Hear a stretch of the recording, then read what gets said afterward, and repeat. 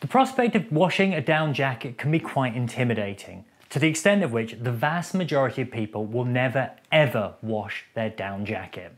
But as a result of not washing it, much like it is with the rest of your clothing, it doesn't perform as well and it looks like you're wearing a biological health hazard. But we're here to try and make that process as simple as possible, talking you through the steps of how to wash and proof your down jacket and make it perform as if it was brand new.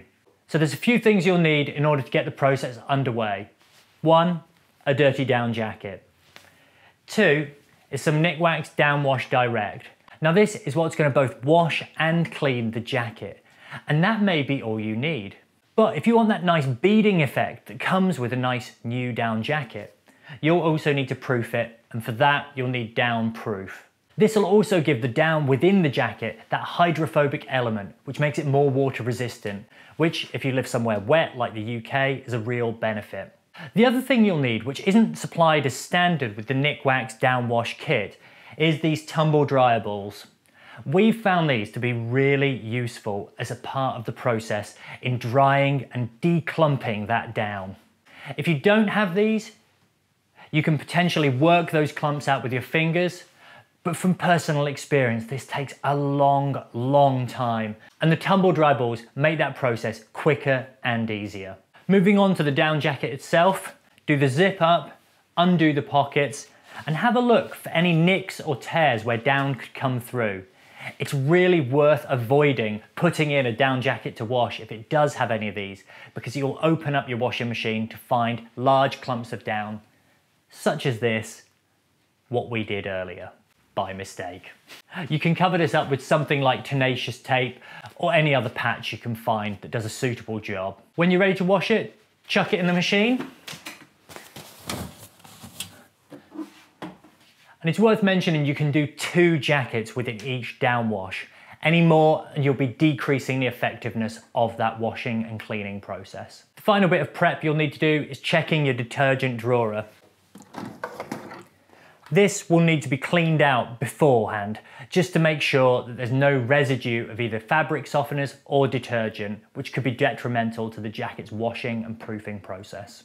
It's always worth checking the jacket's washing instructions, but as a general rule, a 30-degree wash with a low spin cycle is exactly what you want. So for the first part of the process, the wash, you'll need 100 milliliters of the Down Wash Direct. Once the jacket's in, once you put the Down Wash Direct into the dispenser, click go and go get yourself a brew.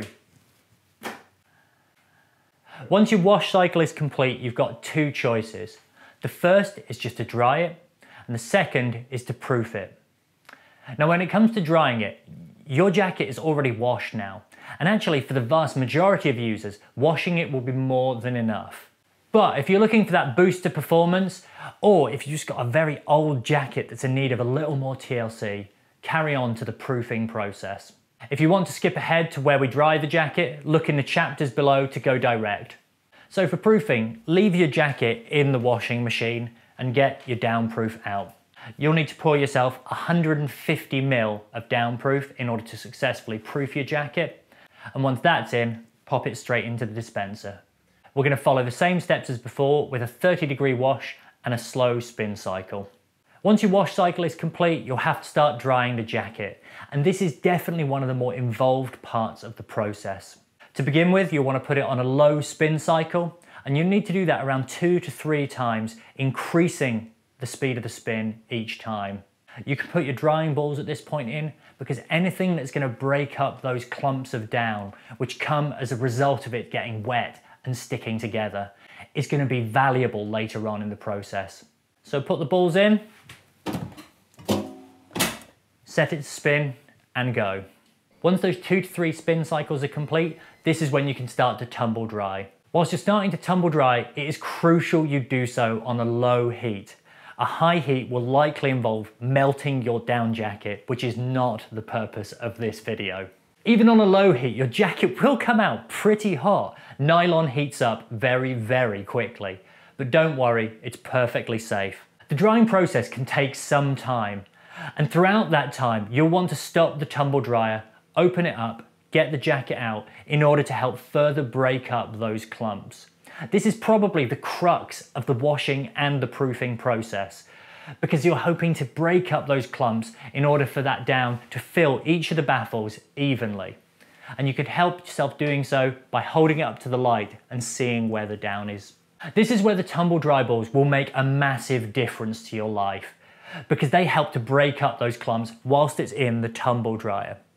Now, opinions slightly divided on these. Nikwax themselves don't actually provide them as standard or recommend using them. However, if you look inside the jacket that we're washing, the Montane Antifreeze, it does. So it's a personal thing, but from our perspective, it's made the whole process significantly easier. It's important to make sure that your jacket is fully dry all the way through before you finish that drying process, because if it's not, that down could be susceptible to getting moldy, which is obviously pretty bad for your down jacket. Once your jacket is thoroughly dry and you've redistributed all of the down through its various baffles, you'll notice it is substantially more lofty and light than it once was, and also was probably similar to its original colour and not just muddy. The end result is that the jacket is cleaner, it'll perform better in use, and finally, it'll last you for longer.